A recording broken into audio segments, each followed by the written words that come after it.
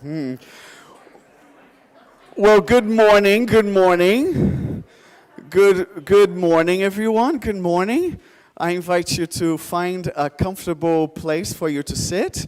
I know the chairs look a little wacky. It may make sense at some point. We'll see. But let's start with some news, some highlights for the good of the community. The first one is that the blessing of the animals has obviously been postponed because we don't have Noah's Ark. So it's next Sunday, 2:30. So we're moving a little later in the day. It would have been 2 p.m. today. Next Sunday, 2:30. Is that good? All right. Another announcement for the good of the order here. Monday nights, 7 p.m., we have meditation. Thursday mornings at 8 in the morning as well. So please join us. Our fundraising team is looking for donations for the fall auction. And their fundraising team members, if you would raise your hand so people know who you are, please talk to them if you have some goodie to be auctioned. It could even be your hair. Let me just say that. I'll just drop that. We have a sign-up sheet for volunteers to assist Richard and Dean. We have a new team member, Ann Dennison. Woo! Yes, new team member, yes. And if you want to volunteer doing video, making sure that we can get to the other side of the screen. Hi, folks. Good morning. We have Amy and Rick. They would take you under their wing and teach you all the wisdom of tech support. And this morning we have Linda, blessing us with music. So can we give it up for Linda, please? Yes? Thank you.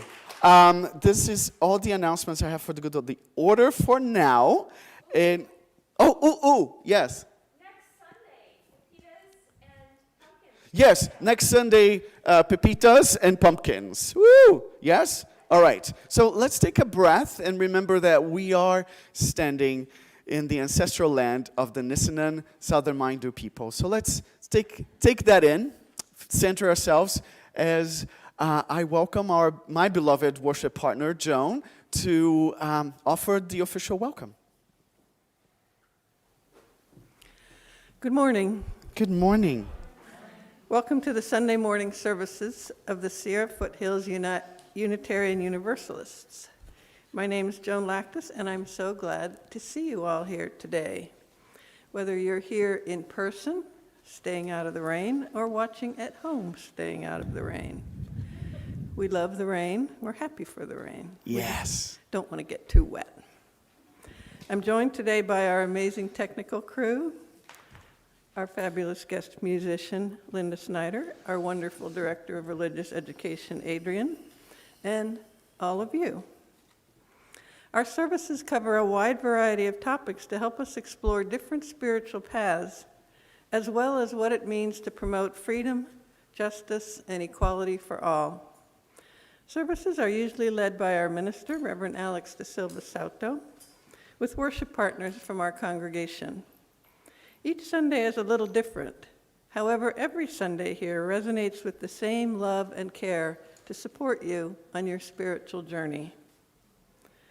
So if this is your first Sunday with us, I invite you to come and visit more than once to gain further connection with who we are as a faith and a congregation.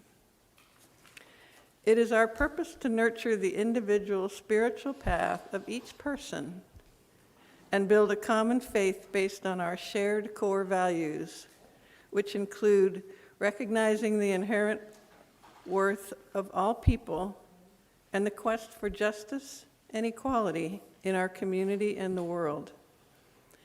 In this congregation, we ask you to bring all of who you are, all of your questions, your yearnings for peace and justice, your worries, and your joys, so that these may be shared in community. Wherever you are on your spiritual journey, we invite you into this community of searchers and seekers. And now please silence your cell phones so that we may be fully present in this time and this place. Let us worship together. Here's a reading from the Book of Hours, from Rainer Maria Roca, that Joan selected for us this morning.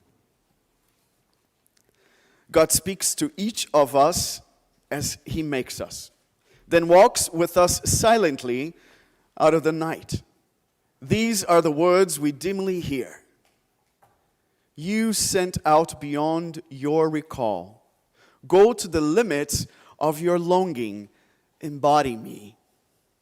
Flare up like a flame and make big shadows I can move in. Let everything happen to you, beauty and terror. Just keep going.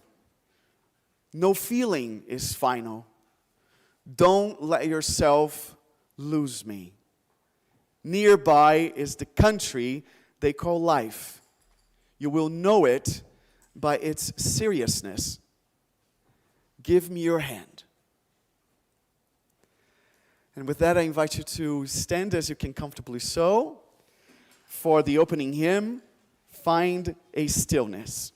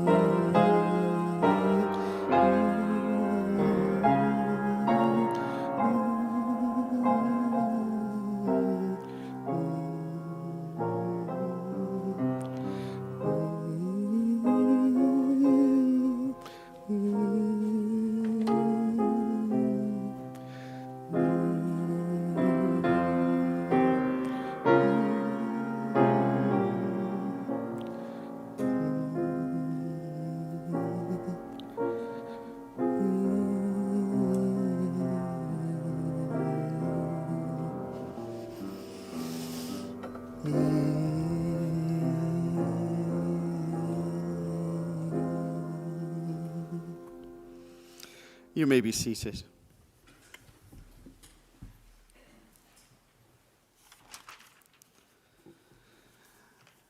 We come together as a community of different faiths, different expressions of faith and of values and ethnicities, all kinds of diversities. And we hold space with one another for sharing joys and sorrows, because we know the joys multiply and the sorrows may be made lighter as we share them in community.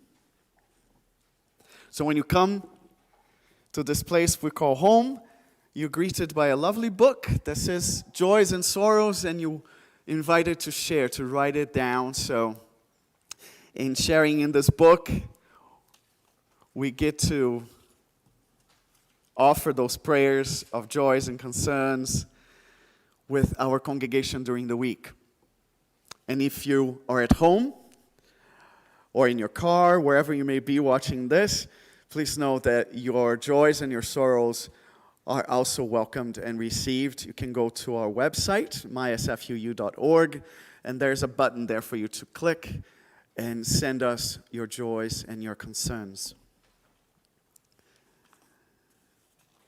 This morning we have a prayer from Vicky and Joy, sharing that they're concerned for Vicky's sister and Joyce's daughter, Kathy, who was diagnosed with Parkinson's this week.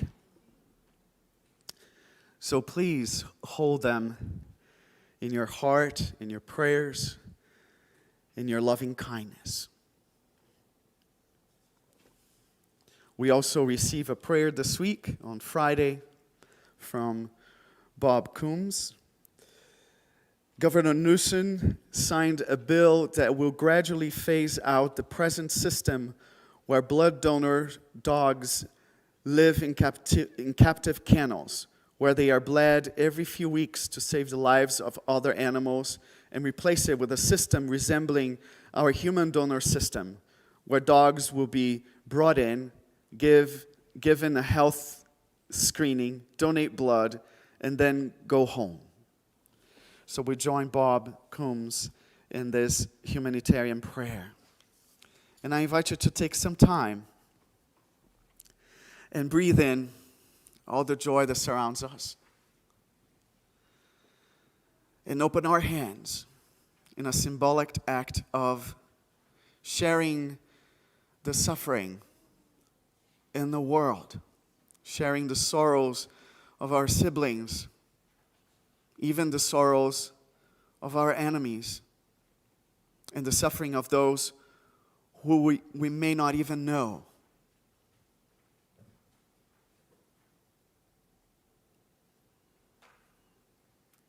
Taking a deep in breath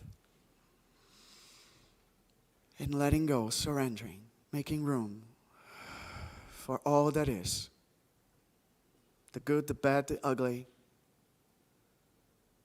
knowing that all is impermanent. Please receive these words from Kabir, translated by Daniel Ladensky, entitled, I Had to Seek the Physician. I had to seek the physician because the pain this world caused me. I could not believe what happened when I got there. I found my teacher. Before I left, he said, up for a little homework yet? Okay, I replied. Well then, try thinking all the people who have caused you pain. They helped you come to me. So let us now receive the pastoral hymn. It's an excerpt from Beethoven's Sonata Pathétique.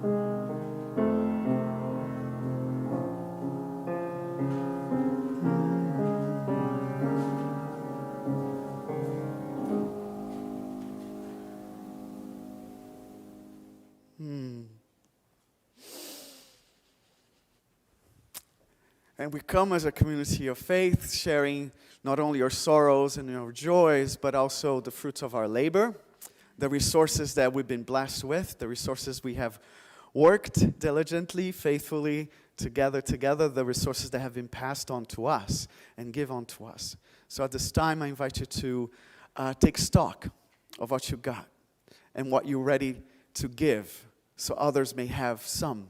Especially this month, we are dividing up, we are sharing the resources that come to our offering plate with the Auburn Food Closet here in our town, in a solidarity to make sure that we're doing what we can so all may have enough to sustain their bodies. So give as generously as you are able.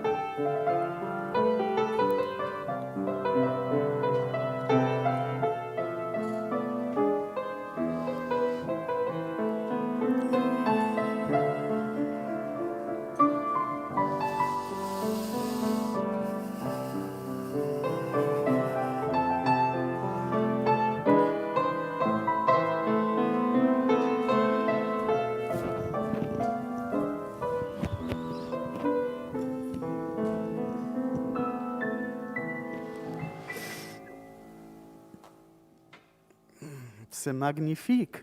Merci. Thank you for your generosity. And friends, we're now ready to receive a wonderful reflection. So I invite you to keep your hearts open, ears tuned, and eyes peeled. Well, we'll see. Before I start, I want to offer some background about the use of the word God in my reflection.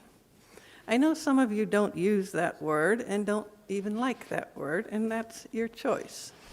Some people refer to the mystery or the divine or a higher power, or they don't use any word at all, and that is all perfectly acceptable. But this is my reflection, and I use the word God because it's what I grew up with. And even though my understanding of what it means has changed, I still use the word. It's not a personified entity that will make the 49ers win if I ask. Otherwise, I would ask. It's just a shorthand way to refer to a presence in my life that I relate to in different ways, as I am about to explain. I volunteer at a cat rescue place called Field Haven in Lincoln. I work with the feral cats in a barn area that's separate from the main shelter. A few weeks ago, I thought there was a problem with a cat, and I went to find the vet tech up in the main shelter. Normally, the shelter is a beehive of activity in the morning, with people feeding, cleaning, doing laundry, and other kinds of cat care-related activities. And it had been that way when I walked through on my way to the feral cat barn earlier. But when I went back to find the vet tech, there was no one there. I went into the office and asked the person who was working there if she knew where the vet tech was. She said she had just heard her on the phone out in the hallway. I told her there was no one out there, and she came with me to look. We looked in all of the cat rooms, we looked in the laundry room, we looked outside, and we couldn't find anyone. The tech's phone was on the table where she had been, but everyone was gone. I asked the woman I was talking to where she thought everyone went. She thought for a moment and said in a joking way, maybe it was the rapture. I thought for a moment and said, well, why didn't they take us? And she said, I guess we have to stay behind to take care of the cats. And this seemed all right with me. I wouldn't enjoy myself in heaven knowing the cats weren't taken care of. Reading Rilke's poem that Reverend Alex read a few minutes ago, I wondered if those were the words that were spoken as God walked me into my life. Take care of the cats. I tell this story because it exemplifies one aspect of my relationship with God. Sometimes it's a very close personal relationship. I talk and listen and feel a constant presence in my life. I feel connected to all of the interdependent web through this presence, and I never feel alone in the world. But there's another dimension to my relationship with God. This God is vast, distant, the source of all knowing and all creation, an unknowable entity. I first experienced this God when I took chemistry in high school and studied the periodic table of the elements. This table, showing the atoms in numerical order, each adding one proton and one electron as they went, and with its orderly arrangement of columns and rows, seemed to represent some kind of perfect mind with creative powers that were beyond human understanding. And I thought at the time, this is where God is.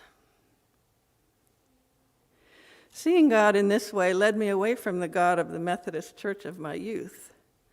I knew that periodic table God wasn't concerned with who I had sex with, or whether I took the Lord's name in vain, or any of the things the church seemed concerned with. I knew that the God mind that created the elements could not be contained in the Bible or any book. It existed everywhere, as far away as distant galaxies and as near as my own breath. This creative force created all that is, including the miraculous human mind. We have minds capable not only of understanding the miracles of the natural world, but of creating miraculous things ourselves. Fire, electricity, airplanes. These things are not difficult to understand once they've been invented, but it seems miraculous to me that they arose in somebody's mind. Someone was capable of dreaming them up. It seems to me that people whose theology is based on a more concrete belief in a personified God would also see these things as miraculous gifts of our Creator, but sometimes they don't. It's confusing to me when I see the resistance to the miracle of the COVID vaccine that has taken hold in certain religious communities. These communities are giving vaccine exemptions in the name of religious freedom. To my mind, neither cat care God nor periodic table God would want people to reject a life-saving vaccine. I'm not sure even Bible God would want that. I think this is one of the many examples of people doing things in God's name that no God would want.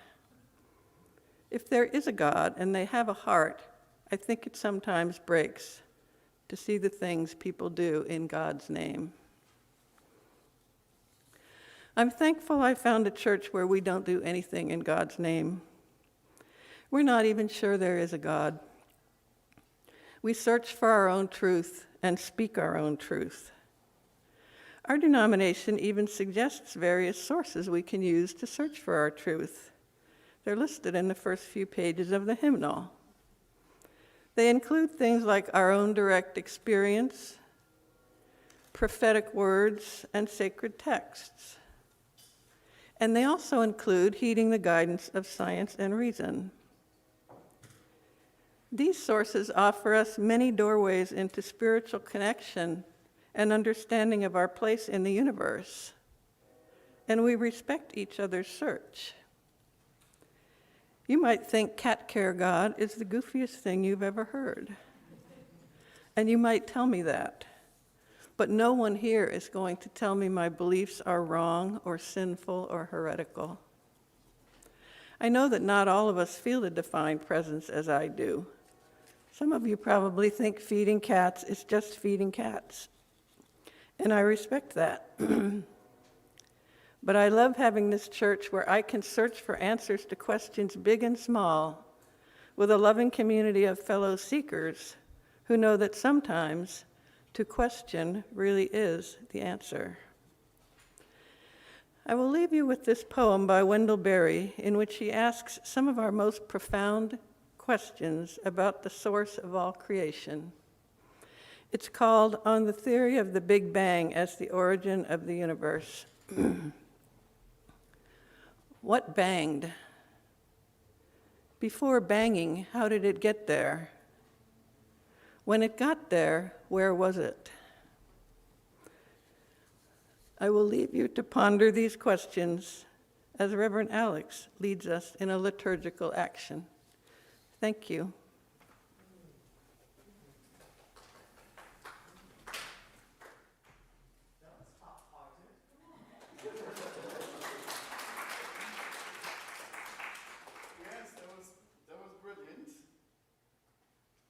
Thank you. Meow to that.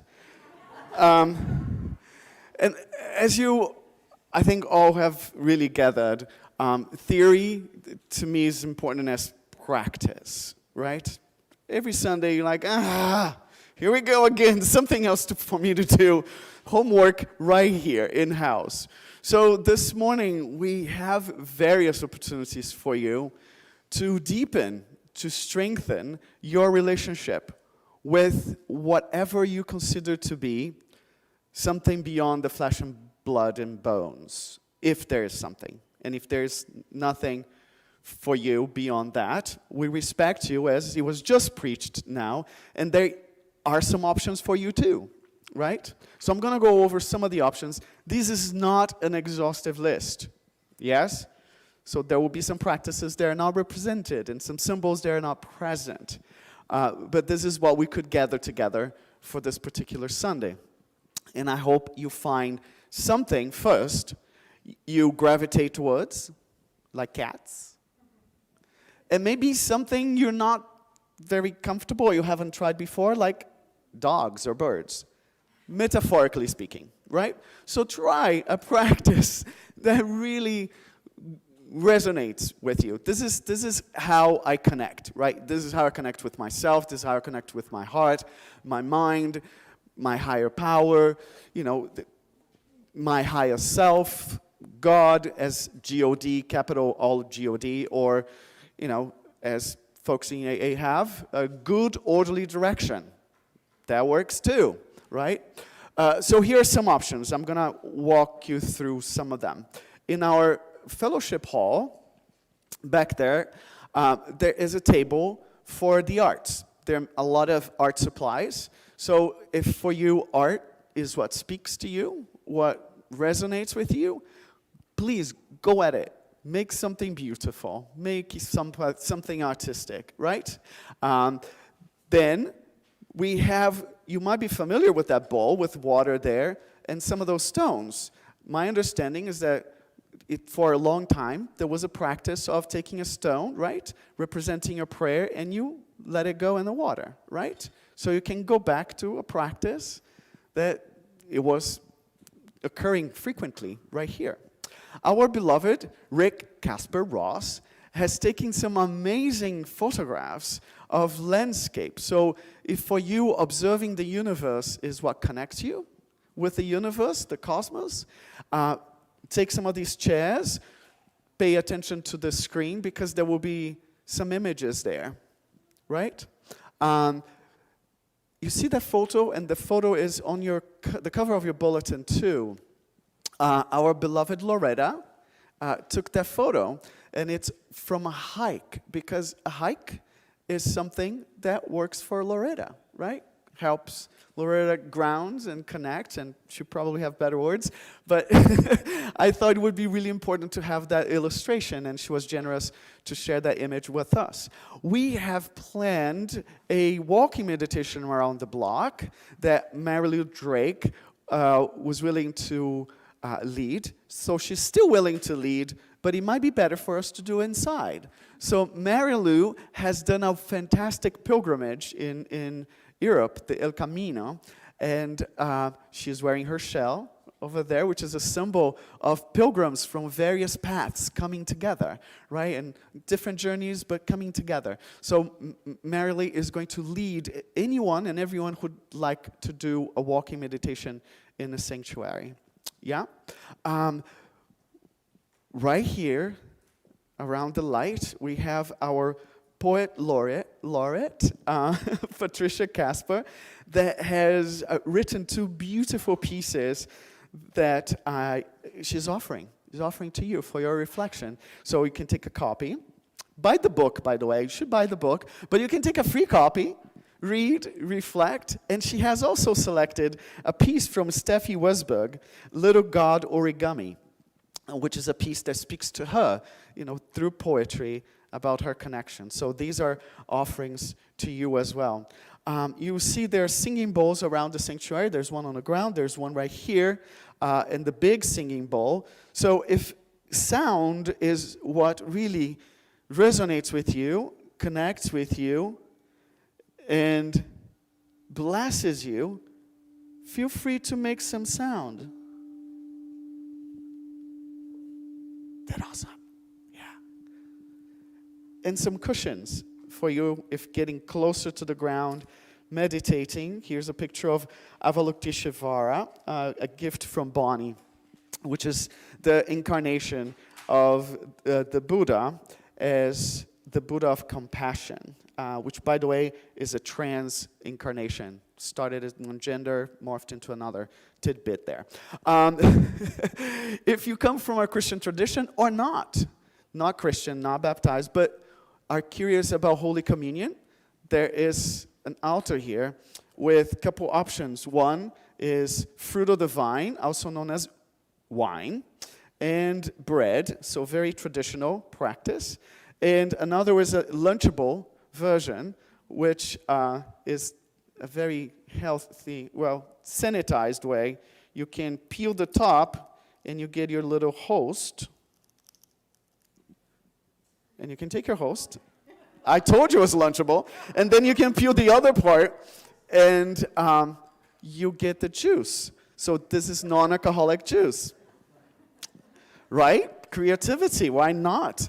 So friends, there are many options right here, and some of you might have wondered, where did the Reverend go with that light? We have a library. Some of you are familiar with the library, some of you are not. So I invite you to go to the library. There's a spread of books there from, Stephen Hutchins?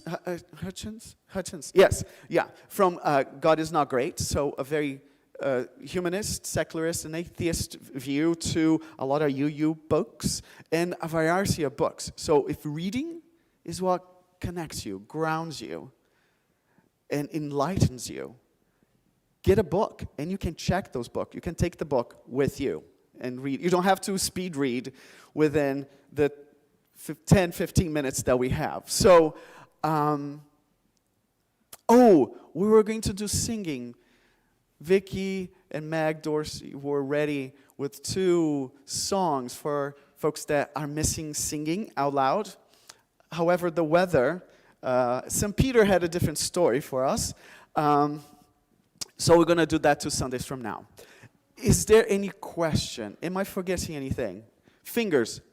Oh, yes, absolutely. Okay, so you might have thought, well, did we miss time for all ages? No, the whole thing is time for all ages, if you haven't realized, because spiritual wisdom and spiritual development has no age barriers, right?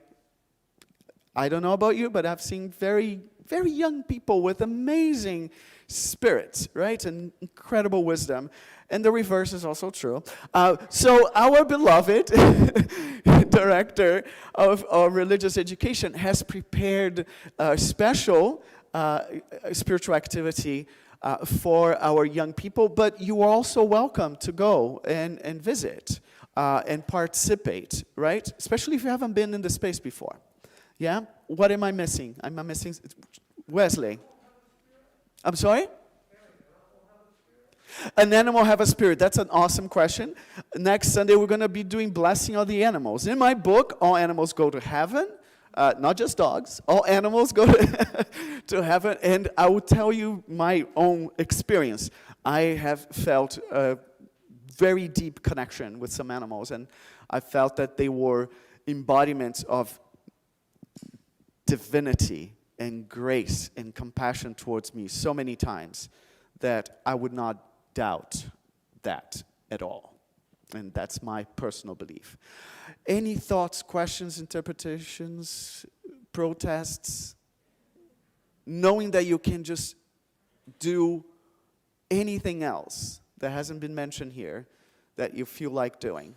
Even if it's laid down, taking a nap, sitting down, angry, like, what in the world is happening? What have we done? You're good? All right. So I'll invite Marilee to please stand so you can gravitate towards Marilee if you want to do the walking meditation. And I invite you to gravitate. Try at least 2 practices. Adrian is leading folks to the RE, and I'll be offering communion with Joan. And we'll let you know when it's time to come back together.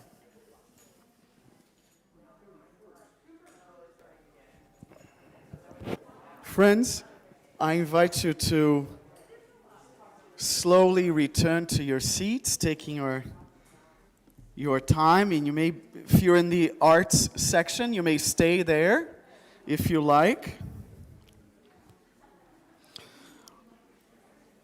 We'll join one another with the closing hymn.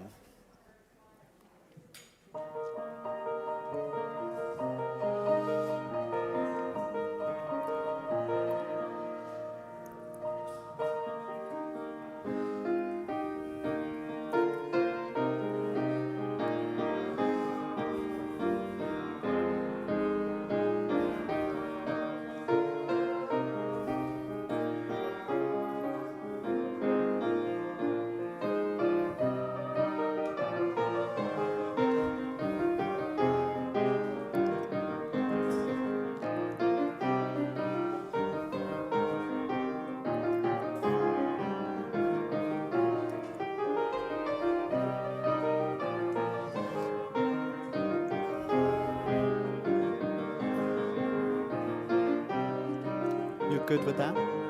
Yeah? Stay outside? Should I stay together outside if it's raining? Oh. No. Yeah.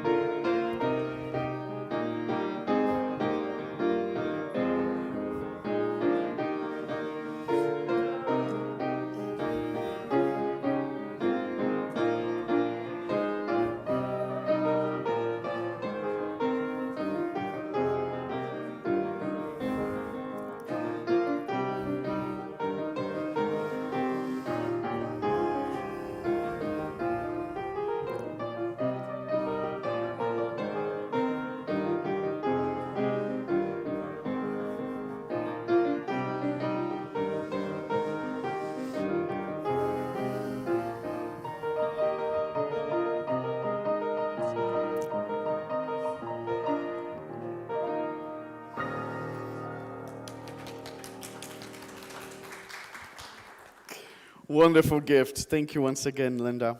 Please receive these words of benediction, once again from Kabir. If I told you the truth about God, you might think I was an idiot. If I lied to you about the beautiful one, you might parade me through the streets shouting, "This guy is a genius!" This world has its pens backwards. Most carry their values and knowledge in a jug that has a big hole in it. Thus, having a clear grasp of the situation, if I am asked anything these days, I just laugh. Please join us for the words to extinguish the chalice. And normally we would go outside and gather for social time, so we welcome you guys to gather if you don't mind rain.